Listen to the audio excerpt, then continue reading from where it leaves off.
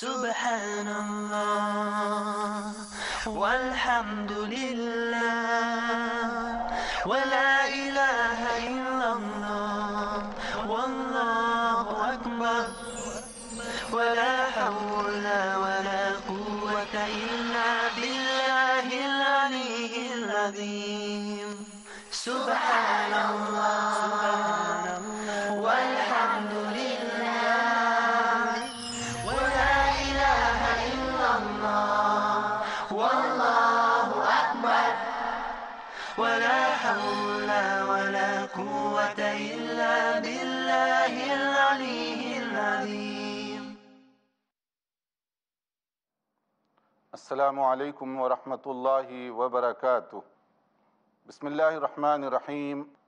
الحمد للہ رب العالمین والصلاة والسلام علی رسولہ الکریم وعلی آلہ وصحبہ اجمعین ومن تبعہ بإحسان الی یوم الدین. اما بعد. محترم بھائیوں اور بہنوں، آج ہم انتہائی ایک اہم عنوان پر گفتگو کرنا چاہیں گے. وہ ہے استقامت. ثابت قدمی کے حوالے سے دنیا کے اندر کسی بھی چیز میں کامیابی کے لیے دو بڑی بنیادی باتیں ہوتی ہیں. ایک تو آپ کا ڈائریکشن درست ہونا چاہیے کہ آپ کیا کام کرنا چاہتے ہیں اور کس منزل کی طرف آپ پہنچنا چاہتے ہیں. اسی کے مطابق آپ کو اپنی ڈائریکشن کا تعین کرنا پڑتا ہے. اور اس کے بعد دوسری جو چیز ہے اس کے تقاضوں کے مطابق آپ ثابت قدمی کا مظاہرہ کریں. ایک کسان اگر اچھی فصل کاٹنا چاہتا ہے تو پہلے وہ زمین، بیج وغیرہ ان سب چیزوں کی تیاری کر لے اور اس کے بعد اس کے لیے مسلسل محنت کرتا جائے. جب تک وہ مسلسل محنت نہیں کرے گا وہ بہتر فصل نہیں کاٹ سکتا. ایک طالب علم صرف اچھی یونیورسٹی یا کالج میں ایڈمیشن لینے کی وجہ سے کامیاب نہیں ہوگا بلکہ اس کے لیے مسلسل محنت کرنی پڑے گی. اسی طرح سے ایک مسلمان کے لیے بھی ضروری ہے کہ وہ ایمان اور عمل صالح کا جو راستہ ہے اس پر ثابت قدمی کا مظاہرہ کرے. اگر وہ ثابت قدم نہیں رہتا تو وہ کامیابی کا متوقع نہیں ہو سکتا، مستحق نہیں بن سکتا. اور اس کے راستے میں جو بھی مشکلات یا پریشانیاں پیش آئیں اس میں وہ ثابت قدم رہے، کوشش کرتا جائے اور مشکلات اور پریشانیوں کے باوجود اپنے آپ کو پیچھے نہ کرے. قرآن کریم میں اس طرح کا جو لوگ استقامت کا مظاہرہ کرتے ہیں ان کے لیے بڑی بشارت دی گئی. جیسے آپ دیکھیے سورہ حامیم سجدہ کے اندر مختلف آیتوں میں آیت 30، 31، 32 کو اس کے اندر جو بڑی اہم جو بات بتائی گئی، کامیابی کے لیے دو بنیادی باتوں کا پایا جانا ضروری ہے. ان الذین قالوا ربنا اللہ ثم استقاموا، کہ جن لوگوں نے یہ اعلان کیا کہ میرا رب اللہ ہے اور پھر اس پر وہ ثابت قدم ہوئے. ثم استقاموا، تو ان کے لیے کیا ہوتا ہے؟ تتنزل علیہم الملائکۃ الا تخافوا ولا تحزنوا وابشروا بالجنۃ التی کنتم توعدون. ان کی نصرت کے لیے، ان کی مدد کے لیے آسمان سے فرشتوں کا نزول ہوتا ہے. اللہ تعالیٰ ان کی مدد فرماتے ہیں مختلف طریقوں سے. یہ دنیا کے اندر ان کی مدد ہے اور آخرت کے اندر ان کی نجات اور مغفرت یقینی بن جاتی ہے. جو لوگ ایمان پر ثابت قدمی کا دنیا میں مظاہرہ کرتے رہے، آخرت کی نجات ایسے ہی لوگوں کے لیے تو رکھی ہے. صرف نجات ہی نہیں بلکہ یہاں ایک بڑی اہم بات بتائی گئی، وہ ہے نزلا من غفور الرحیم. اللہ تعالیٰ انہیں اپنی مہمانی میں لے لیتا ہے، یعنی اللہ تعالیٰ ان کا میزبان اور ہم اس کے مہمان بن جائیں تو اس سے بڑھ کر عزت اور آنر کیا ہو سکتا ہے. اللہ تعالیٰ ہمیں ان خوش نصیب لوگوں میں شامل فرمائے جو اللہ تعالیٰ کی مہمانی میں خصوصی طور پر لیے جاتے ہیں. یہ کن لوگوں کے لیے یہ مقام بلند ہے؟ یہ ان لوگوں کے لیے جو ایمان لانے کا اعلان کرنے کے بعد اس پر استقامت کا مظاہرہ کرتے رہے، ثابت قدمی کا انہوں نے مظاہرہ کیا. اب یہاں ذرا رک کر ہم سوچتے ہیں کہ یہ ثابت قدمی کی ضرورت کیوں پیش آ رہی ہے، استقامت کا مطالبہ کیوں کیا جا رہا ہے. دین اسلام یہ کوئی آسان راستہ نہیں ہے، یہ پھولوں کی سیج نہیں ہے، یہاں چیلنجز ہیں، یہاں مشکلات ہیں، یہاں پریشانیوں کا سامنا کرنا پڑے گا۔ پریشانیاں اپنوں سے، پریشانیاں دوسروں سے، پریشانیاں گھریلو زندگی سے تعلق رکھنے والی چیزوں میں، پریشانیاں اجتماعی امور سے تعلق رکھنے والی چیزوں میں، مختلف جگہوں پر مشکلات، پریشانیاں اور چیلنجز کا سامنا کرنا پڑے گا۔ ان مشکلات اور چیلنجز کو ہم اگر سمجھیں اور ان پر ثابت قدمی کا مظاہرہ کریں تو ان لوگوں کے لیے یقیناً کامیابی کی بشارت ہونی چاہیے۔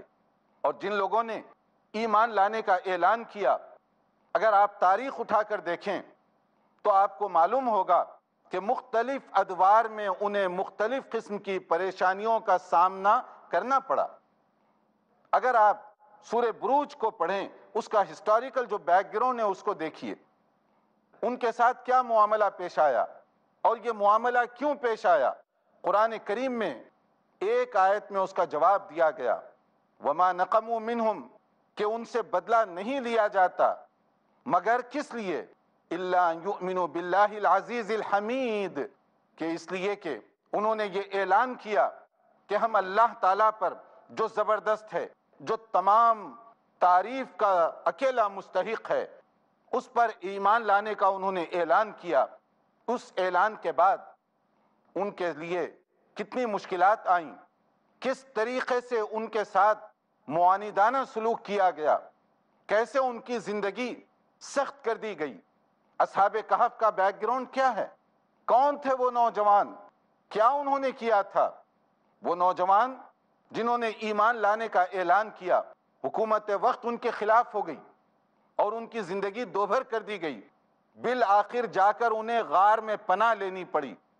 لیکن اللہ تعالیٰ نے ان کی اس استقامت کو ایسے قبول فرمایا کہ ان کی زندگی، ان کی موت، ان کی زندگی، ان کا آرام، یہ عبرت بنا دیا گیا تمام دنیا والوں کے لیے، پیچھے آنے والوں کے لیے۔ ان کی زندگی کو قرآن کریم میں محفوظ کر دیا گیا تاکہ قیامت تک لوگ اس کو پڑھ سکیں۔ انہوں نے کیا کیا تھا؟ اللہ تعالیٰ پر ایمان لانے کا جب انہوں نے اعلان کیا تو ان کی زندگی مشکل بنا دی گئی اور اپنے ایمان کو باقی رکھنے کے لیے وہ غار میں گئے، اور اللہ تعالیٰ نے ان پر ایسی نیند مسلط کی جو نارمل حالات میں نہیں ہوتی۔ 300 سال تک وہ وہاں پر سوتے رہے۔ ایک معجزہ ان کے ذریعے سے سرزد ہوا۔ اللہ تعالیٰ نے کس طریقے سے ان کی زندگی کو ایک نشان بنا دیا، اور پھر اس کے بعد ان کی زندگیوں کا ریکارڈ قرآن کریم کے اندر محفوظ کر دیا گیا۔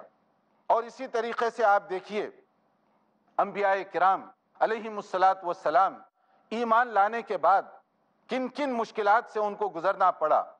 ہمارے رسول صلی اللہ علیہ وسلم سے بڑھ کر معزز اور محترم کون تھا؟ وہی مکے کے لوگ تھے جنہوں نے آپ کو صادق کہا، جنہوں نے آپ کو امین کہا، جو آپ کا نام عزت، عظمت اور احترام کے ساتھ لیا کرتے تھے۔ مگر ایمان لانے کے بعد آپ کے ساتھ انہوں نے کس طرح کا معاملہ کیا؟ آپ کے اوپر پتھر پھینکے گئے، آپ کے جسم کو خون سے لہو لہان کر دیا گیا، اور آپ کی زندگی مکہ مکرمہ میں اتنی مشکل بنا دی گئی کہ آپ کو مکہ مکرمہ چھوڑ کر مدینہ منورہ کی طرف ہجرت کر کے جانا پڑا۔ حضرت ابراہیم علیہ السلام کو آپ دیکھیے، کتنی مشکلات سے ان کو گزرنا پڑا، مگر ان تمام مشکلات کے باوجود وہ اپنے مشن پر جٹے رہے، اپنے دین پر وہ قائم رہے، اپنے اصول اور اپنے عقیدے کا انہوں نے کوئی سودا نہیں کیا۔ یہ ہے استقامت کہ ابراہیم علیہ السلام کو جب آگ میں پھینکا گیا، حضرت ابراہیم علیہ السلام کو جلاوطن کیا گیا، حضرت ابراہیم علیہ السلام کو بیوی اور بچے کو چھوڑنا پڑا، حضرت ابراہیم علیہ السلام کو حکم دیا گیا کہ بچے کو ذبح کر دیں۔ یہ سب چیزوں کے لیے انہوں نے کس طریقے کا استقامت کا مظاہرہ کیا، تب جا کر اللہ تعالیٰ کی طرف سے یہ بشارت دی گئی کہ ہم دنیا کے لوگوں کی امامت کا تاج آپ کے سر پر رکھ رہے ہیں۔ اللہ تعالیٰ کی طرف سے یہ بشارت ویسے خاندان یا رنگ یا نسل کی بنیاد پر نہیں، بلکہ اس استقامت کے بعد ان کے لیے دی گئی۔ اور ہمارے رسول صلی اللہ علیہ وسلم کی زندگی کتنی قربانیوں سے بھری ہوئی ہے۔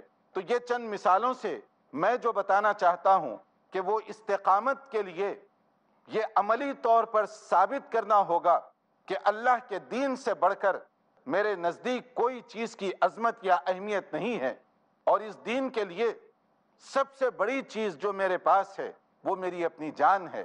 اگر میں اپنی جان کا نذرانہ اس دین کی حفاظت کے لیے دے سکوں تو یہ ایک چھوٹا سا سودا ہوگا، یہ ایک بہت ہلکا سا سودا ہوگا۔ اور یہی انبیاء کرام کے بعد صحابہ کرام رضوان اللہ علیہم اجمعین کو آپ دیکھیں۔ حضرت مصعب بن عمیر رضی اللہ تعالیٰ عنہ جب اسلام قبول کرنے کا اعلان کرتے ہیں، گھر والے ان کے مخالف، اور کس طریقے سے ان کے ساتھ دشمنی کا معاملہ کیا گیا۔ حضرت مصعب بن عمیر رضی اللہ تعالیٰ عنہ کو گھر سے نکالا گیا، دولت سے بے دخل کیا گیا۔ حضرت مصعب بن عمیر رضی اللہ تعالیٰ عنہ کی زندگی مکہ مکرمہ میں مشکل بنا دی گئی، لیکن ان تمام چیزوں کو خندہ پیشانی سے وہ قبول کرتے رہے، اور پھر اس کے بعد مدینہ منورہ وہ روانہ ہوئے۔ اور اسی طرح سے آپ دیکھیں حضرت عمار بن یاسر، حضرت بلال، حضرت سمیہ رضی اللہ تعالیٰ عنہم جمیعاً، ان کو آپ دیکھیے کہ کس کس قربانی کا ان کو مظاہرہ کرنا پڑا، کن کن مشکلات سے ان کو گزرنا پڑا، اور اس کے بعد جا کر اللہ تعالیٰ کی طرف سے ان کے لیے جو بشارت دی گئی اور ان کے لیے جو خوشخبریاں سنائی گئیں، یہ جو بشارت ہے کب آئی، کیسے آئی، کن مراحل سے گزرنے کے بعد آئی، اگر ہم ان چیزوں کو سمجھیں تو پھر معلوم ہوگا کہ استقامت کے بغیر اللہ تعالیٰ کی طرف سے نہ یہ بشارت، نہ اللہ تعالیٰ کی طرف سے ان کے لیے یہ کامیابی ہو سکتی ہے۔ تو ہمیں ان انبیاء کرام، صحابہ کرام، صالحین کی جو زندگیاں ہیں، استقامت کے لیے ان کی زندگیوں کو نمونہ اور عبرت کے طور پر ہمیشہ اپنے سامنے رکھنا چاہیے، تاکہ ہمارا جو ایمان ہے وہ مضبوط ہو سکے۔ اب ہم یہاں پر ایک چھوٹا سا وقفہ لیں گے اور اس کے بعد انشاءاللہ تعالیٰ بتائیں گے کہ استقامت کے لیے بنیادی طور پر کیا شرائط ہیں تاکہ ہم اس کے مطابق اپنی زندگی بسر کر سکیں۔ دیکھتے رہیے پروگرام، ہم ایک وقفے کے بعد حاضر ہوں گے۔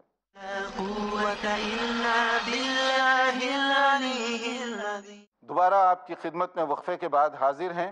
ہم وقفے سے پہلے یہ بتا رہے تھے کہ استقامت یعنی دین پر ثابت قدمی یہ کامیابی کے لیے بہت زیادہ ضروری ہے، اور انبیاء کرام، صحابہ کرام رضوان اللہ علیہم اجمعین، ان کی زندگیوں کو آپ دیکھیں کس طریقے سے انہوں نے استقامت کا مظاہرہ کیا۔ اب آئیے ہم دیکھیں کہ انبیاء کرام اور صحابہ کرام کے بعد یہ ایک تسلسل ہے، یہ سلسلہ وہاں ختم نہیں ہوا۔ ان پر آزمائشیں آئیں، ان کے ساتھ مختلف قسم کا معاملہ کیا گیا، اپنوں کی طرف سے بھی، غیروں کی طرف سے بھی، لیکن ان چیزوں کو انہوں نے کس طریقے سے ان مشکلات کو برداشت کیا، ان چیزوں کو ہم اپنے سامنے رکھیں تاکہ ہمیں یہ بات سمجھ میں آ سکے کہ جب آپ اسلام کا نام لیں گے، جب آپ کلمہ حق پیش کریں گے، تو یہ آپ پر ہمیشہ پھول نہیں برسائے جائیں گے، بلکہ آپ کے راستے میں کانٹے بھی بچھائے جائیں گے۔ اور یہ کانٹے کون بچھائے گا، کس کی طرف سے یہ کانٹے بچھائے جائیں گے، اس کو سمجھنے کی ضرورت ہوگی۔ امام مالک رحمۃ اللہ علیہ اپنے وقت کے بہت بڑے محدث، بہت بڑے فقیہ اور بہت بڑے امام تھے۔ ان پر کوڑے کس نے مارے تھے؟ ان پر کوڑے مارنے والے کوئی غیر اور دشمن نہیں تھے، بلکہ اپنے ہی لوگ تھے۔ امام احمد ابن حنبل رحمۃ اللہ علیہ جو صبر و استقامت کی چٹان تھے، ان کے ساتھ یہ دشمنی اور یہ مشکل معاملہ کس نے کیا تھا؟ ایسے ان پر کوڑے مارے گئے کہ امام ذہبی رحمۃ اللہ علیہ نے لکھا ہے کہ اگر وہ کوڑا کسی ہاتھی پر بھی مارا جاتا تو کوڑے کی شدت سے ہاتھی بلبلانے لگتا، چیخنے چلانے لگتا، مگر امام احمد ابن حنبل پر وہ کوڑے مارے گئے، مگر دنیا نے دیکھا کہ کوڑوں کا زور فتوے کو بدل نہیں سکا۔ امام احمد نے کیا جرم کیا تھا؟ کیوں ان پر کوڑے مارے گئے تھے؟ وہ ایک ہی بات تو کہتے تھے کہ میں وہ بات نہیں کہوں گا جو اللہ تعالیٰ کو ناراض کرنے والی ہے، چاہے دنیا والے راضی ہوں یا ناراض ہوں، دنیا میری تعریف کرے یا نہ کرے۔ اور بلکہ بعض لوگوں نے ان کوڑوں کی شدت کو دیکھ کر امام محترم کو ایک مشورہ بھی دیا تھا کہ حضرت آپ اپنے آپ پر رحم کرتے ہوئے تھوڑا سا اپنی زبان نرم کر لیں، فتوے میں تھوڑی سی لچک پیدا کر لیں تاکہ یہ جو اذیت کا معاملہ کیا جا رہا ہے اس سے آپ بچ سکیں۔ تو جانتے ہیں حضرت امام احمد ابن حنبل نے کیا جواب دیا؟ انہوں نے کہا کہ اگر یہ دنیا کے کوڑوں سے ڈر کر میں اپنے فتوے کو بدل لوں اور اللہ کو ناراض کرنے والی کوئی بات کہہ دوں تو کل قیامت کے دن جب عذاب کے کوڑے مجھ پر مارے جائیں گے تو کیا میں اس کو برداشت کر سکوں گا؟ یہ تھی ان کی استقامت، یہ تھی اس کی ایک مثال کہ دین پر استقامت کا مظاہرہ کرتے ہوئے انہوں نے وہ کوڑوں کی شدت کے باوجود غلط فتویٰ نہیں دیا۔ حکمران چاہتے تھے کہ اپنی مرضی سے فتویٰ حاصل کریں، جو اس کے لیے وہ تیار نہیں ہوئے۔ مگر میں یہاں ایک منٹ کے لیے رکنا چاہوں گا کہ انبیاء کرام جب ہم ان کی زندگیوں کا مطالعہ کریں، صحابہ کرام جب ہم ان کی قربانیوں کو دیکھیں، اور یہ ائمہ کرام جب ان کے استقامت کی مثالیں ہم اپنے سامنے رکھتے ہیں، تو کیا ہمارے اندر بھی اس طرح کی کوئی چیز پائی جاتی ہے جس کو ہم استقامت کا نام دے سکیں؟ کتنا افسوس ہوتا ہے آج دین کے نام لیوا کتنے ہلکے ہو گئے، کتنے چیپ ہو گئے کہ جب مشرق و مغرب سے اسلام اور مسلمان یا داعیان دین کے خلاف تھوڑی سی ہواؤں کا رخ بدل گیا، ہمارے فتوے بھی بدل گئے، ہمارے سوچنے کے پیمانے بھی بدل گئے۔ آج کتنے ایسے ہم میں لوگ ہیں مغربی دنیا کے اندر، یورپ میں بسنے والے خاص طور پر، جو غلط کاموں کے لیے ایجنسیوں کے ممبر کے طور پر کام کر رہے ہیں۔ کیا آپ رپورٹ کرتے ہیں؟ کس کی آپ رپورٹنگ کر رہے ہیں؟ کس کے خلاف آپ جاسوسی کر رہے ہیں؟ اور کیا آپ پیش کرنا چاہتے ہیں؟ دین کو مٹانا چاہتے ہیں؟ دین کے نام لیواؤں کی زبانیں بند کرنا چاہتے ہیں؟ دین کے اسکالرز کو آپ ان کی زبانوں پر تالا بندی کرنا چاہتے ہیں؟ کون ہیں وہ لوگ جو اچھے پروگراموں کو روکنا چاہتے تھے؟ کون ہیں وہ لوگ جو داعیان دین کے لیے مشکلات پیدا کر رہے ہیں؟ کون ہیں وہ لوگ جو مختلف قسم کی پریشانیاں پیدا کر رہے ہیں؟ کون ہیں وہ لوگ جو ایجنسیوں میں جا کر ممبرشپ حاصل کر رہے ہیں؟ کون ہیں وہ لوگ جو حکومت کے گرانٹ لینے کے لیے، جو حکومت کے چندے حاصل کرنے کے لیے اسلام اور مسلمانوں کی دشمنی کا کھلم کھلا مظاہرہ کر رہے ہیں؟ لیکن بشارت ہے ان داعیان دین کے لیے جو اپنوں کی دشمنیوں کے باوجود حضرات انبیاء کرام کے طریقے پر چل رہے ہیں، حضرت صحابہ کرام کے منہج پر چلتے ہوئے انہوں نے نظریات کا، اصولوں کا سودا ہونے نہیں دیا۔ اپنے اصول، اپنے نظریات اور اپنے افکار پر وہ قائم ہیں۔ ان لوگوں کو جو اس طرح کی جاسوسی کا کام کرتے ہیں تاکہ دین کی آواز کو دبائیں، حق کی آواز کو دبائیں، انہیں پھر سے اپنے کردار کا تنہائیوں میں بیٹھ کر جائزہ لینا چاہیے۔ دنیا کے یہ چندے، حکومت کے یہ عہدے اور یہ لالچ کیا آخرت کی نجات کا بھی ذریعہ بن سکیں گے؟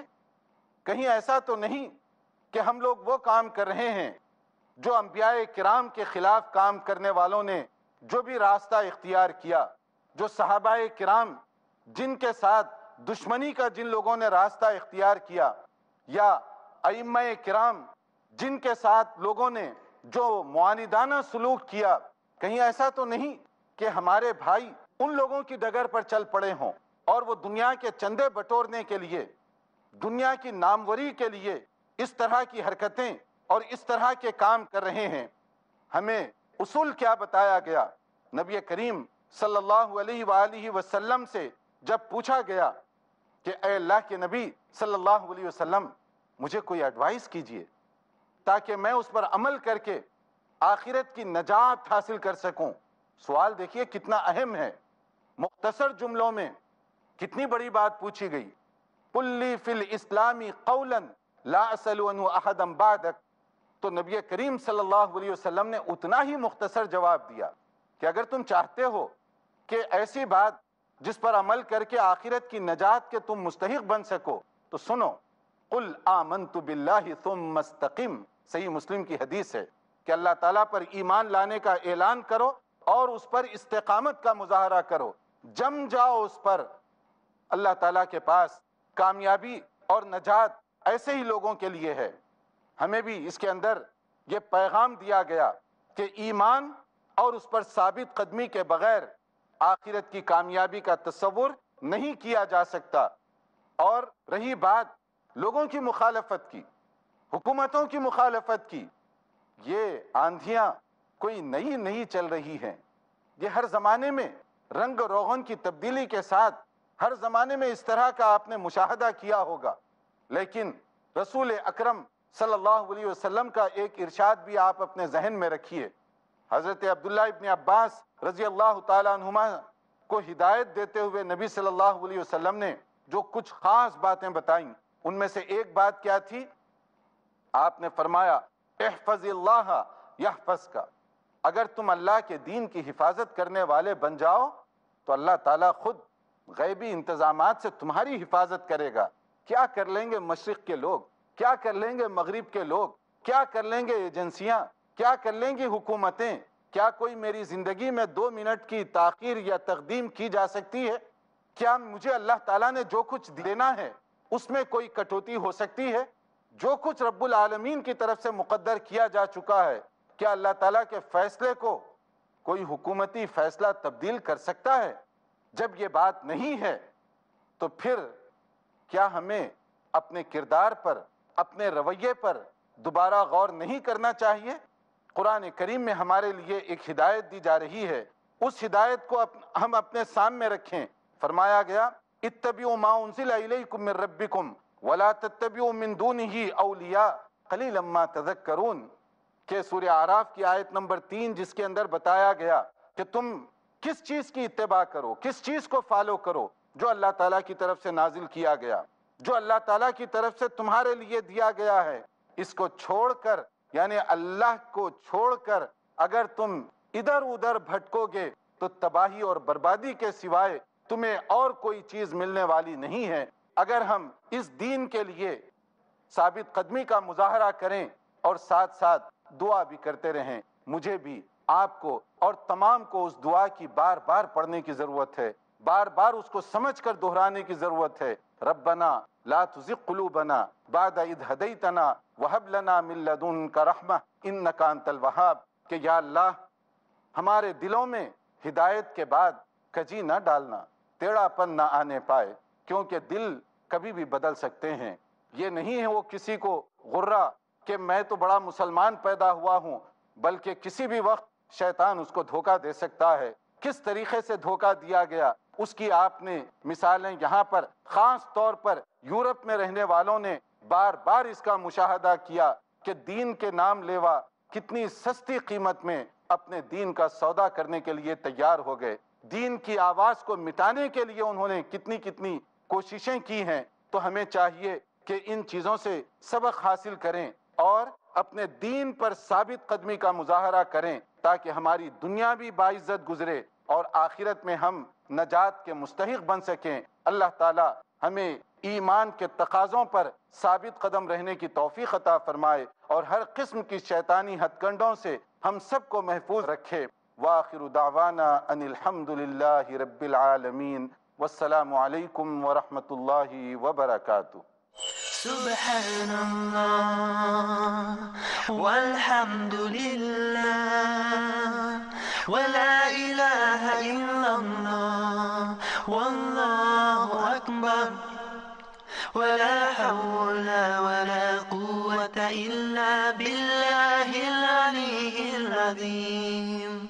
سبحان اللہ والحمد للہ ولا الہ الا اللہ واللہ اکبر ولا حول ولا قوة